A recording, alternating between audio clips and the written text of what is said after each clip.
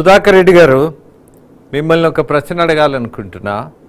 ఆ సమాధానం ఈ ప్రజలకు స్పష్టంగా చేరాలని భావిస్తున్నా. ఆ ప్రశ్న ఏంటి అని అంటే, మానసికమైనటువంటి సమస్యలకు మీరు కొంత మార్గం చూపిస్తుంటారు.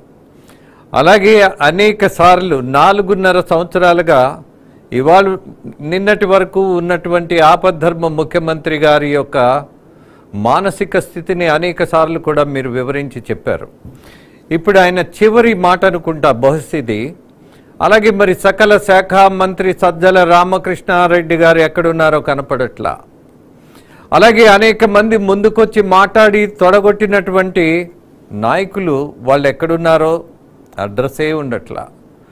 కోర్స్ తొందరలో రేపు అరెస్ట్ వారెంట్లు వచ్చినప్పుడు, పోలీసులు వెంబడబడ్డప్పుడు, చేసినటువంటి విధ్వంసానికి వచ్చినటువంటి తీవ్రమైన కేసులు సెక్షన్లు పడిన తర్వాత బహుశా మళ్ళీ కనపడతారేమో చూద్దాం. అలాగే మరొక ప్రధానమైనటువంటి అంశం, ఆయన ఇంకా జాలి చూయించేటటువంటి పరిస్థితిని కోరుకుంటున్నట్టుగా అనిపిస్తోంది. ఆయన వేసినటువంటి అనేక ప్రశ్నలు, ఆయనకున్నటువంటి అనుమానాలు మొత్తం చూసిన తర్వాత ఏమనిపిస్తోంది సుధాకర్ రెడ్డి గారు? సార్ నమస్తే సార్, మీకు ప్యానెల్లో ఉన్న అందరికి చాలా చక్కటి ప్రశ్న వేశారు. మీరు అన్నట్టు 4.5 ఏళ్ల నుంచి కూడా మా జగన్మోహన్ రెడ్డి గారి మానసిక స్థితి మీద చాలా తీవ్రంగా చెప్తున్నానండి. నేనే కాదు, రఘురామకృష్ణరాజు గారు కూడా చాలా బాగా చెప్పారు. డిప్రెషన్ మూడ్ లో ఉన్నారండి. అంటే మనిషి బాగా కృంగిపోయి డిప్రెస్ అయితే వేదాంతం మాట్లాడతారు. నేను మీకు ఏదో చేశాను, అక్కమ్మలు చెల్లెమ్మలు తాతలు ఏం చేశారు, నేను ఏదో చేశాను అంటుంటారు. కొంతమంది విపరీతమైన ప్రవర్తన కలిగి ఉంటారు, అంటే ఉన్మాదుల్లాగా వ్యవహరిస్తుంటారండి. ఇది ఎక్కువగా తీవ్రమైన వ్యసన పరులైన తాగుబోతుల్లో కనిపిస్తుంటారు. వాడు ఒక క్వార్టర్ హాఫ్ తాగొచ్చి పిల్లాన్ని కొడతాడు, పిల్లలు కొడతాడు, తలుపులు తంతాడు. ఉదయం లేచి కాళ్ళు పట్టుకొని ఏడుస్తాడు, అయ్యో నేను ఈ రోజు నుంచి తాగను, ఏదో అయిపోయింది నా కర్మ, దేవుడి మీద అందరి మీద ప్రమాణం చేసి వెళ్తాడు. మళ్ళీ సాయంత్రం అదే తీరు.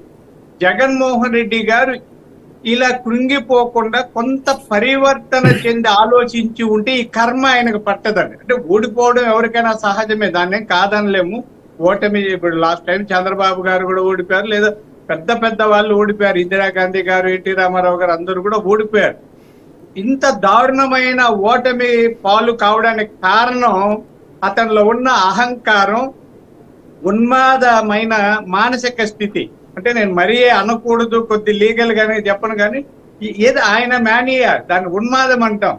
తనకు డబ్బు కావాలి, హోదా కావాలి, పరువు కావాలి, గౌరవం కావాలి, ఎవరు ఏమన్నా అయిపోని, ఎవరు నాశనం అయిపోయినా, ఎవరు చచ్చినా, ఎవరు బతికినా అలాంటి మానసిక స్థితి ఉండడం వల్ల ఏమండి అతను భూమికి జానడు ఉంటాడు. పెద్ద పెద్ద భవనాలు ఎందుకండి అంటే, నేను ఎందుకంటానంటే మనిషి ప్రతి వాళ్ళకి అంతో ఇంతో ఆశ ఉంటుంది సంపద మీద. విపరీతమైన సంపద దోచుకొని ఏం చేయాలి? బాబాయ్ చనిపోతే దిక్కుల, తల్లికి దిక్కుల, చెల్లికి దిక్కుల, ఎవ్వరికి దిక్కు లేకుండా అంత ఉన్మాద స్థితిలో ఆయన ఏమనుకున్నాడంటే, అక్కమ్మలు చెల్లెమ్మలు లేకపోతే నా మేనిఫెస్టో, ఖురాను, బైబులు, భగవద్గీత అని చెప్పి యామార్చే మాటలు మాట్లాడుతూ ఏదో తాయిలాలిస్తే మనం ఎంత దోచుకున్నా ఎవరు అడగరన్న ఆ స్థితిలో ఉన్నాడు ఆయన. దాన్ని ఒక విధమైన భ్రమలు భ్రాంతులు అంటాం. అంటే భ్రమలు భ్రాంతులు ఉన్నాడు. వాడు ఏం చేసేది ఎదుటి వాడు అర్థం చేసుకోడు, నేను చేసేదే కరెక్ట్ అనుకుంటుంటారు. ఏమండి, తిరుమల కొండలో ఎర్రచందనం మాయమైపోయింది. 7 కొండల చుట్టూ 7 మంది ఎమ్మెల్యేలు అక్రమంగా యథేచ్ఛగా ఎర్రచందనం తోలుతున్నారని మేమంతా ఆరోపిస్తే ఏ రోజైనా నోరు తెచ్చారా? ఎర్రమన్ను, ఇసుక, గ్రానైట్స్ మా చిత్తూరు జిల్లాలో ఇక్కడ నుంచి చెన్నైకి పోతుంది. ఆ పెద్దిరెడ్డి రామచంద్రారెడ్డి గారు లేదా మరొకరు, రోజా, అందరండి మా బార్డర్ కదా, అటు కర్ణాటకకు ఇటు తమిళనాడుకు అన్ని చేస్తున్నారు. అక్కడ నుంచి మద్యం దిగుమతి చేసుకొని అక్రమ వ్యాపారాలు చేస్తున్నారు. కొంతమంది ఎమ్మెల్యేలు ఇల్లు కట్టే వాళ్ళ దగ్గర కూడా లంచాలు తీసుకున్నారు. మా అనుమతి లేకుండా ఇల్లు కట్టదు. ఎవరైనా రియల్ ఎస్టేట్ చేస్తే వాళ్ళ దగ్గర పర్సంటేజ్, ఎక్కడ పడితే అక్కడ పర్సంటేజీలు అండి. నిన్న మధ్యాహ్నం ఒక బ్యాంక్ మేనేజర్ గారు చెప్పారు, వాళ్ళ ఇంట్లో బోర్ వేస్తుంటే ఆ ఏరియా కార్పొరేటర్ నాకు 2 లక్షలు ఇవ్వకుండా నువ్వు బోరు వేయకూడదని అన్నాడంట. ఇంత దారుణమైన కిరాతకాలు, అరాచకాలు, దోపిడీలు, దొంగతనాలు పట్ట పొగులు చేస్తుంటే జనం ఈయన సహిస్తారా? పిచ్చి మాటలన్నీ మాట్లాడుతున్నాడండి. మా అక్కమ్మలు, చెల్లమ్మలు. అయ్యా జగన్మోహన్ రెడ్డి గారు ఇదే మాట నేను చాలా రోజులకు ముందు ఒక పెద్ద దిక్కుగా వాళ్ళ నాన్నగారి మీద ఉన్న అభిమానంతో చెప్పాను. అయ్యా కొద్ది మారు, పత్రికలు చదువు, రాజ్యాంగాన్ని ఒకసారి చదువు. పనికి మాలిన సజ్జల రామకృష్ణారెడ్డి లాంటి వాళ్ళని తీసుకొచ్చి సలహాదారాన్ని. సజ్జల రామకృష్ణారెడ్డి అసలు దేనికైనా పనికొస్తే, నేను మొన్న ఎప్పుడో చెప్పిన, నాకు స్కూల్ ఉంది, వస్తే వాచ్మెన్ గా కూడా పెట్టుకోనండి గేట్ కాడ. అంత పనికి మాలినోడిని సకల శాఖలు అప్పగించి సలహాలు పెట్టుకుంటే ఇలా దుర్గతి పట్టదా అండి? జగన్మోహన్ రెడ్డి గారు విపరీతమైన మానసిక స్థితితో వ్యవహరించారు. దీన్ని అంటే రకరకాల జబ్బులు ఉన్నాయి, కొంత లీగల్ గా వస్తుందని చెప్పడం లేదు, కానీ ఆయన ఒక దశలో ఉన్మాది, మరొక దశలో డిప్రెషన్ పేషెంట్ లాగా వ్యవహరిస్తున్నారు. ఆయన ఏదో పోరాడతారట. ఏ పోరాడతారు? అప్పుడు ఎంత వెగతాలు చేశారండి, 23 సీట్లు వస్తే చంద్రబాబు నాయుడు గారిని. ఇప్పుడు సిక్కుంటే అసలు రాజీనామా చేసేసి వెళ్ళాలి. ఇంత దారుణంగా ఓడిపోయిన తర్వాత ఈ బెల్లేడుపులు ఎందుకు? మొన్న లండన్కి వెళ్ళినప్పుడు అంత పెద్ద విమానం ఎందుకండి ఆయనకి? ఏంది ఆయన రాజా, నేనే రాజు, నేనే మంత్రి, సర్వం నేనే. ఇవన్నీ కూడా మనిషి తనను తాను దేవుడుగాను ఇంకోటి గాను చిత్రీకరించుకున్నాడు. అదొక మానసిక సమస్య. కాబట్టి జగన్మోహన్ రెడ్డి రాజకీయాలకు పనికిరారు. ఇందాక లక్ష్మీనారాయణ అన్న గారు చెప్తున్నారు, ఆయన చెప్పినట్టు ఆయన రాజకీయాలు మానేసి వెళ్ళిపోవాలండి. ఆయన దేనికే పనికిరారు. గొర్రెల కాపరికి కూడా పనికిరాడు. ఎందుకంటే వాటిని కూడా కొరకుతాడు, తోక కొరకుతాడు, ముడ్డి కొరకుతాడు, కొమ్ము కొడతాడు, మళ్ళీ అయ్యో నా బుజ్జికి ముండా నిన్ను కొట్టానని ఏడుస్తాడు. సుధాకర్ రెడ్డి గారు, నాది చిన్న ప్రశ్న ఉన్నది మీకు. సుధాకర్ రెడ్డి గారు, గొర్రెలు కాయడానికి కూడా పనికిరాని వాడు 43,000 కోట్లు నువ్వు దోచేశావని అధికృతంగా దర్యాప్తు సంస్థలు ఆయన మీద కేసు పెట్టినటువంటి పరిస్థితి ఉన్నది. అలాగే మీరు గుర్తు చేసినటువంటి రాజభవనాలు ఉన్నాయి. గొర్రెలు కాయడం కూడా చేతగాని వాడికి మరి ఎన్ని కోట్లు ఎలా వస్తాయి? సరే, ఇది ఒక్కొక్కసారి తంతే గారెల బుట్లో పడతారంటే ఆయన ఎంత పనికిమాలినోడో రాజశేఖర రెడ్డి గారి కడుపున పుట్టేశారు.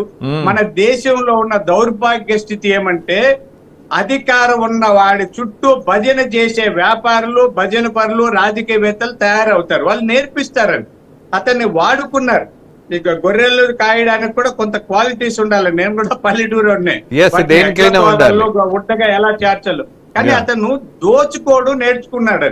దోచేయడము ఎవరో నేర్పించారు, వాళ్ళు సగం తిని ఈయనకి సగం పెట్టి దోపిడీ నేర్పించిన తర్వాత ఇలాంటి దురాగతాలకు పాల్పడుతున్నాడు. న్యాయంగా అయితే ఆయన మానసిక స్థితి చెప్తే, ఆయన ఏం చదివాడో పెద్ద ఏదో నేను మేధావి చదువుతాను అంటాడు, కానీ అతని పరీక్షలు పెడితే ఏమీ రాదు. ఈ రోజు మాట్లాడాడు చూడండి, తప్పులు లేకుండా. మీరు చాలా చక్కగా చెప్పారు. ఇన్నాళ్ళు రాసుకుని చదువుతున్నాడు. ఇన్నాళ్ళు ఎక్కడ వెళ్ళాడండి? గదికి ఎందుకు పరిమితం అయిపోయాడు? వాళ్ళ నాన్నగారు ప్రతిరోజు ధర్మదర్శనం అందరితో కలిసి మాట్లాడేవాళ్ళు, ప్రజల్లోకి వచ్చేవాడు. ఈయన ఏ రోజైనా ఎందుకు బయటకు రాలేదు?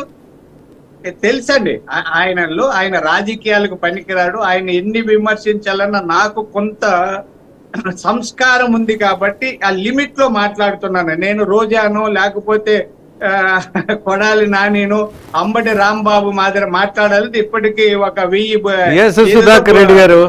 సుధాకర్ రెడ్డి గారు, ఒక విజ్ఞప్తి. కొంతమంది పేర్లు మర్చిపోదాం, ఆ నాయకులని దూరంగా నెట్టేద్దాం. అలాగే ఆ భాష గురించి మళ్ళీ మనం మాట్లాడుకోవాల్సిన పరిస్థితి లేకుండా ఒక సభ్యత, సంస్కారం ఉన్నటువంటి సమాజాన్ని చూసే ప్రయత్నం చేద్దాం. అలాగే ముఖ్యంగా జగన్మోహన్ రెడ్డి, ఆయన తండ్రికి సంబంధించి, అలాగే జగన్మోహన్ రెడ్డి తాతగారికి సంబంధించినటువంటి విషయాలు చాలా లోతుగా తెలిసినటువంటి జర్నలిస్టు లక్ష్మణ్ గారు, అలాగే లక్ష్మీనారాయణ గారు. నేను ఒక విషయాన్ని మీ ముందు పెడతా. లక్ష్మీనారాయణ గారు 16 నెలలు జైల్లో ఉంటే ఆయన ఊరికినే కూర్చోలేదు, ఒక పరిశోధన చేశాడు.